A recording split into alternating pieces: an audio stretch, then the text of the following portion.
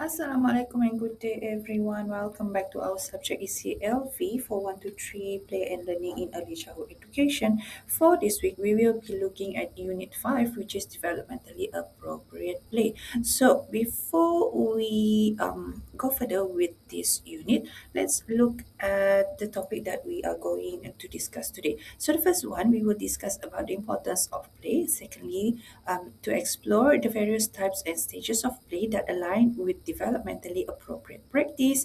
Third, we're going to see the vital role of educator, and then finally, we are going to look at the inclusive practices for children with diverse abilities and background.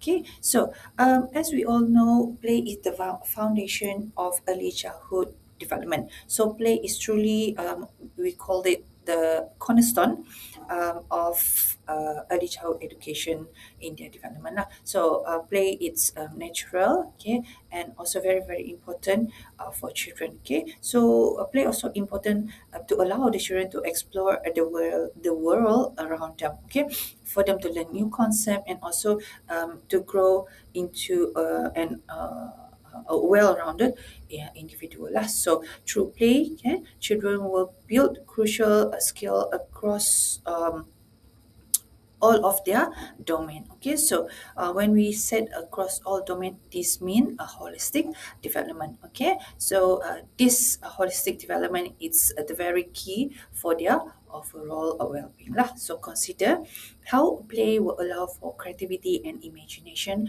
which will foster an environment where children will feel free to express themselves. Okay, so play is not just about fun, it is also a way where the children will learn, okay, in a way that feels natural and also engaging. Okay, now let's look at the importance of play. So play is an incredibly powerful tools for childhood development. So in play, it can encourage imaginative thinking and also support for children creative expression. Okay, so when children engage in imaginative play, they are not just having fun. They are actually experimenting with new ideas, exploring different ways to express themselves. On top of that, play can also strengthen their problem solving abilities. Okay, so through play, children can learn to navigate the challenges, they make decision, and also find solution, which are very very important skill for their future.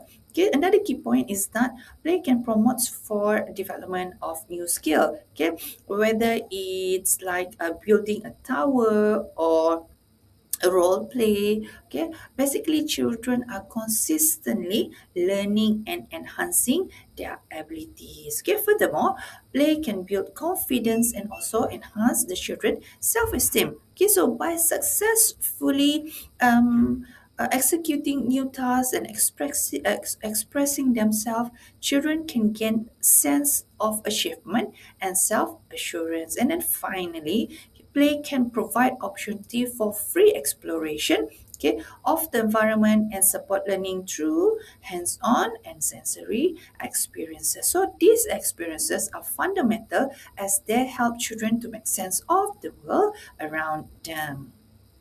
Okay, so let's reflect on your own childhood play experiences. Okay, so think back to those days. Okay, what did you enjoy most about playing as a child? Okay, so I think this theory of a from Piaget, okay, Piaget's stages of play. I think most of you well familiar with this, but let's just recap. Okay, so in Piaget's stages of play, it consists of four stages. Okay, starting from birth until the age of 7. Okay, start with the functional play, whereby children won't have any specific goal, they just explore, okay, and learning through repetitive play activity.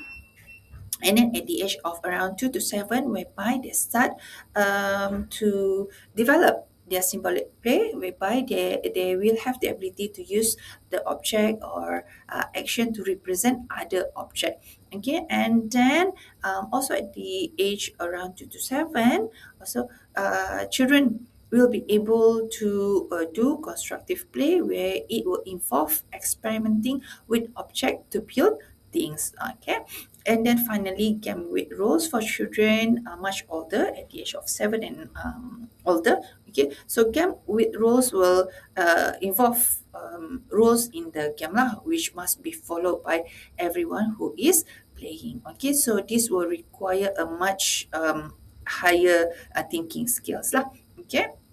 So why Piaget's stages of play is very, very important because it can significantly enhance how we approach the early childhood education. Okay, so this theory of cognitive basically can provide a framework for observing how children interact with their environment. So these stages aren't just theories. Okay, basically this is a practical tools that could help us to design the experiences for the children whereby it helps us to meet each child unique needs. Okay, so by observing children at play, okay, basically we be able to gain insight into their cognitive development. Okay, so this understanding can enable us to create environment that can foster for children growth, set individualized developmental goal, and also design learning experiences that are both meaningful and suitable for their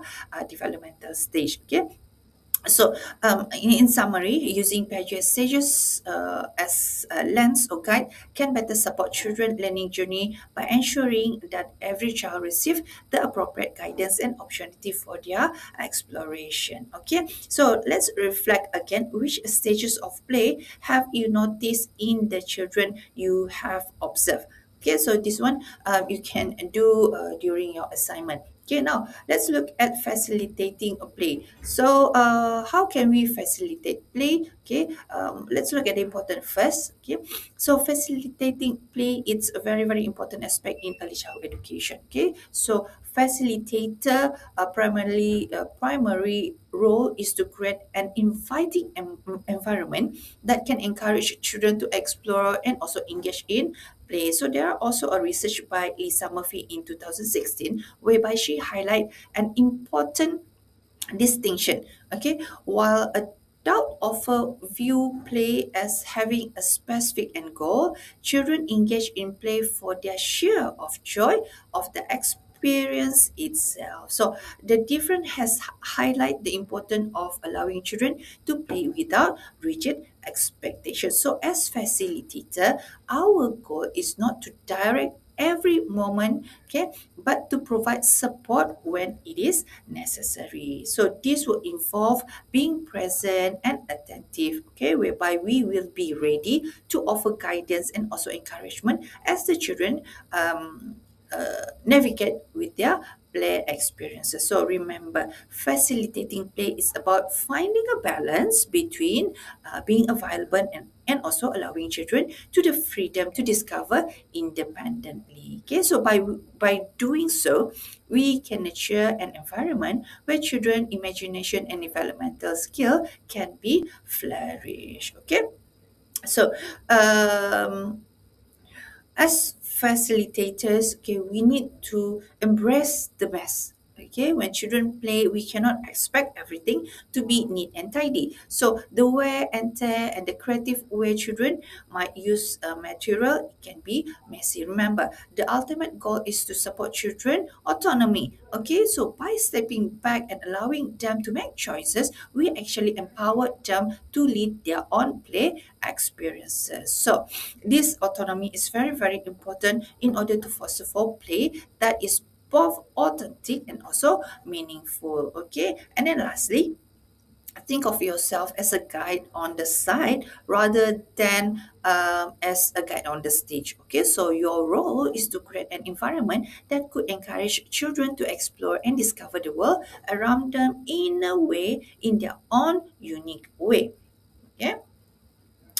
Okay, so play in children can be both open-ended and also child-led. So not only that, it can also be structured and also adult guided. So each of this approach can offer for unique learning opportunities for children. So we as the educator, it is very important for us to recognize and understand these differences. Okay, so by doing so, we can make our intentional decision that could effectively balance our guidance with children independence. So this balance not only support for learning but also foster a child's ability to explore and grow autonomously. Okay,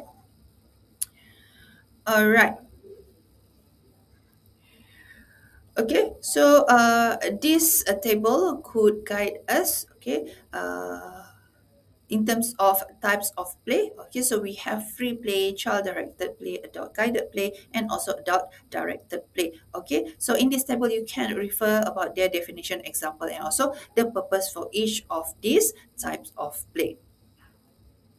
Now let's look at the role of play in children learning and development. All right, so these are sample scenario.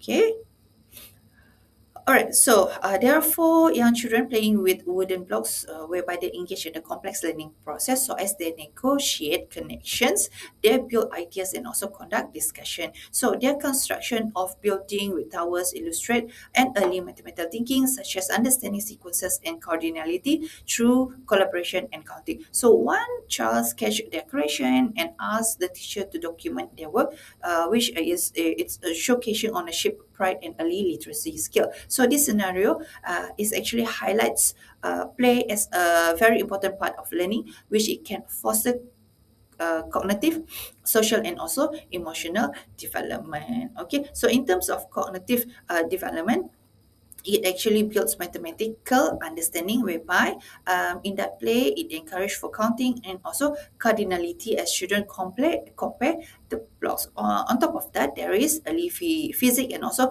engineering, okay, whereby the children will learn to balance stability while they construct the rod and building, which developing their special awareness and also problem solving imagination. Okay, playing construction can foster for creativity and a problem solving skill, which is essential for meaningful learning. So this foundational cognitive skill prepare children for more complex learning as they are grow. Okay, and in the scenario, there are also social and emotional development. For example, cooperation and teamwork, whereby the children negotiate and take turns.